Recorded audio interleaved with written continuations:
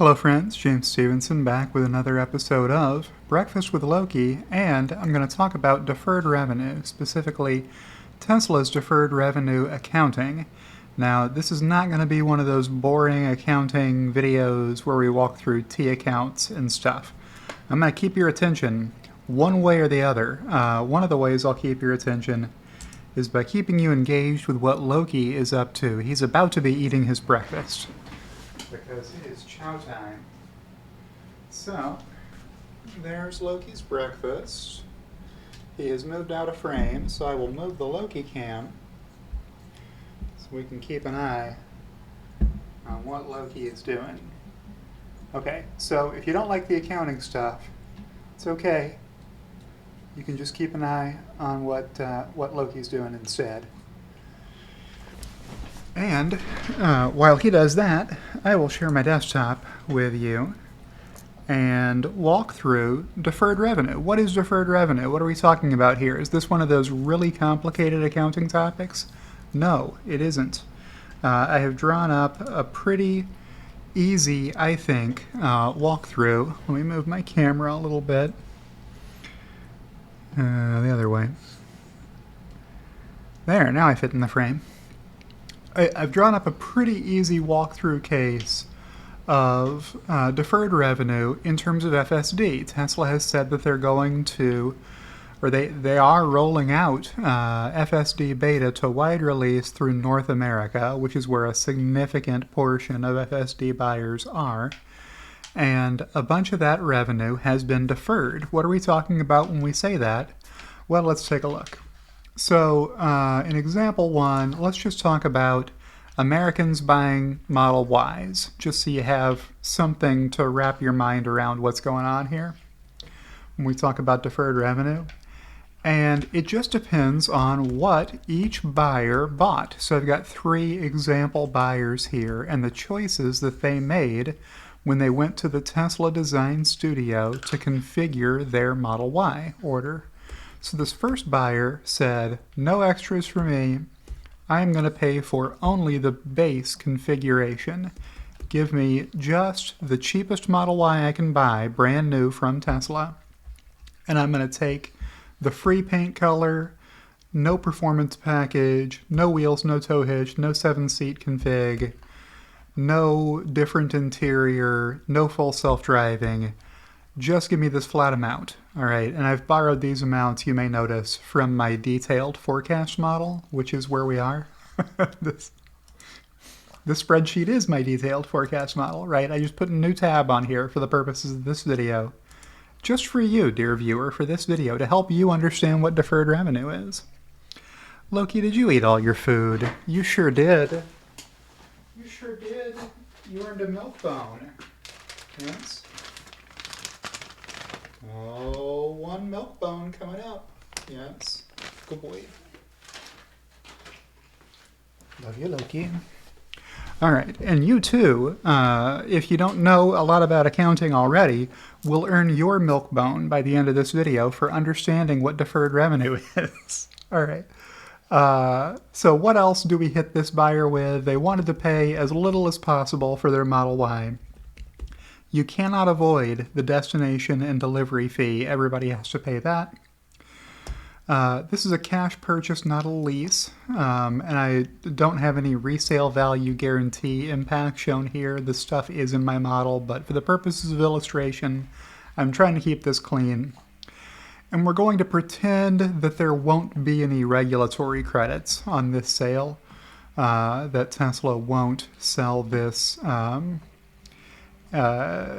vehicle sale to some other manufacturer who has not complied with applicable law requiring them to sell a minimum number of EVs. We're going to assume 0 in all these cases. So how much cash does Tesla collect for this sale? $67,190. How much does Tesla defer? 0. Okay, so what's deferred?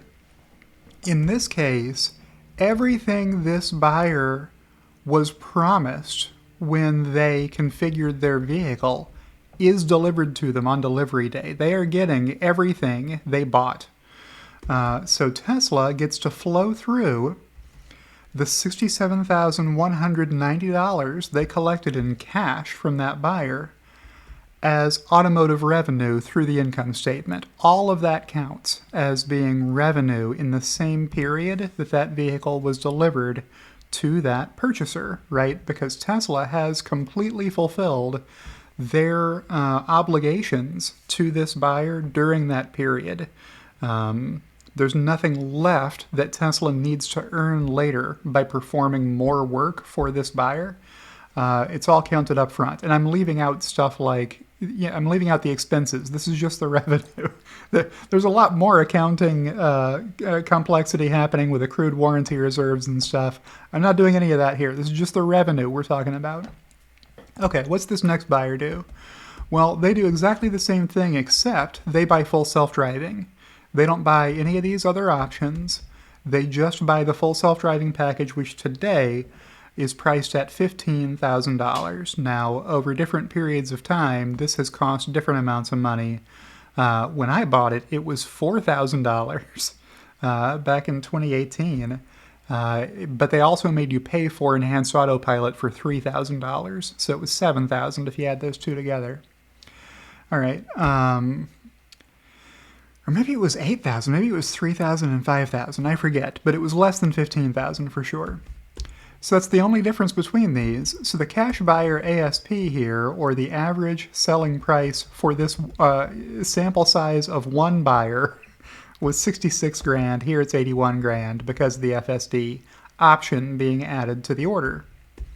Same destination and delivery fee. The cash collected by Tesla upon delivery from the buyer is $82,190. And when I say cash, I don't mean folding money that this buyer was forking out. A check can count as cash or a wire transfer, even though there's no physical currency changing literal hands. In this case, what are we doing? We're going to defer some of this revenue to a liability account. Why are we doing this? What are we talking about?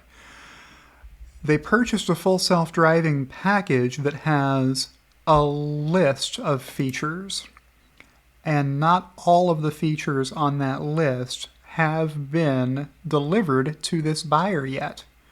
The buyer said, I'm buying the whole list of features, and Tesla said, well, we're working our way down that list. We've done a little more than half of the stuff that we promised you. Oh, let me move the Loki cam a little closer to Loki so you can catch him snoozing in his bed.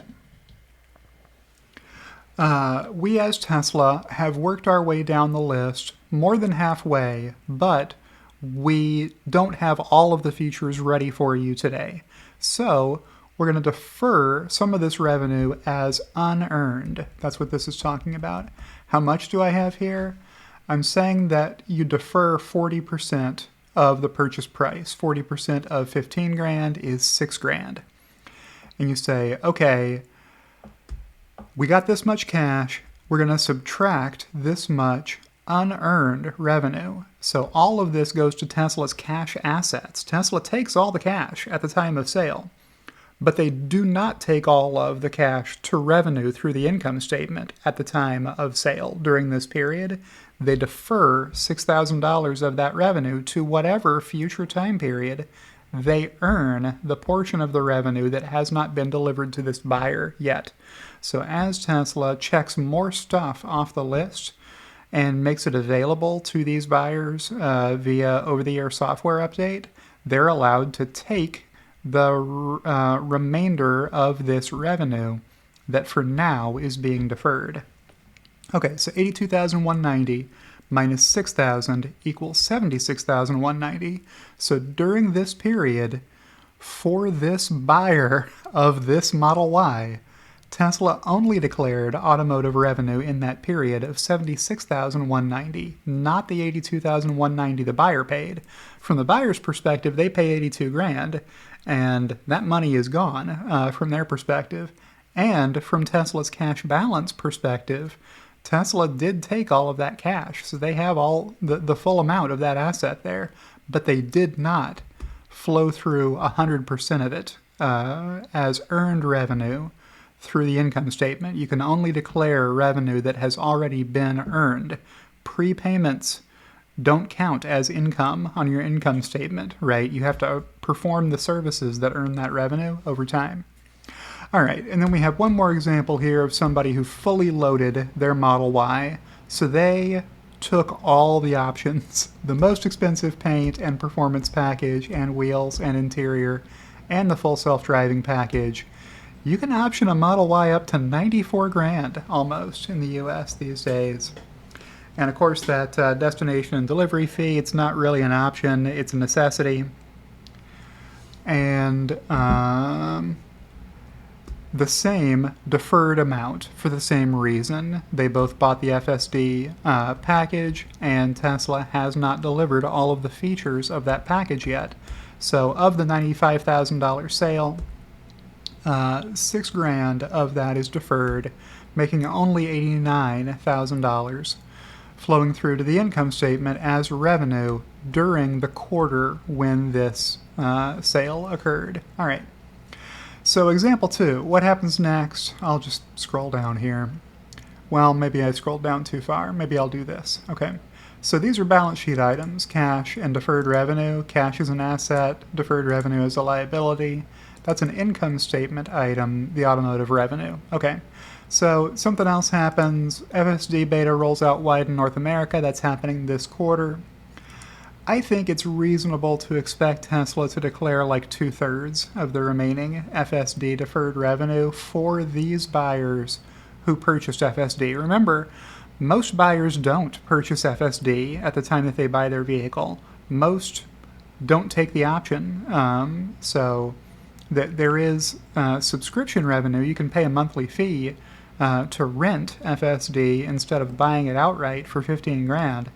And a lot of people are doing that as well, but I would still bet most Teslas on the road don't have FSD at all, either bought in a one-time lump sum fee or as a subscription. Okay, so if Tesla decides that they're going to declare 2/3 of the previously deferred revenue, what's the accounting look like? Well, the deferred revenue liability account will see a $4,000 drawdown in the balance for this sale and a $4,000 drawdown for this sale, and there's no impact on this sale because this person didn't take FSD, right? Now, if they decide they've changed their mind and they don't like their base car without FSD, they can purchase it after the fact. And then in that case, Tesla would take all but the last $2,000 worth. So they would take $13,000 of the $15,000 if this person did a wireless over-the-air upgrade to FSD as a lump sum, or if they subscribe, then it's just more revenue every month coming into Tesla. So, you know, $600 per quarter per subscriber added to revenue that really has no cost or very little variable cost associated to it. All right. And what's the other side of the journal entry? Well, if you're taking the liability account down, you're taking your revenue up. So Tesla's coming back and taking $4,000 more of this revenue that was not taken at the time the vehicle was delivered. And the same thing would happen in this scenario. Man, I should have frozen these panes. I'll just do that right now. Let's freeze panes. That's better. Okay.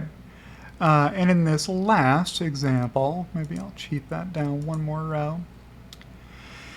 In this last example, FSD drops the beta and delivers 100% of the promised features to the satisfaction of legal and auditors. What do I mean there?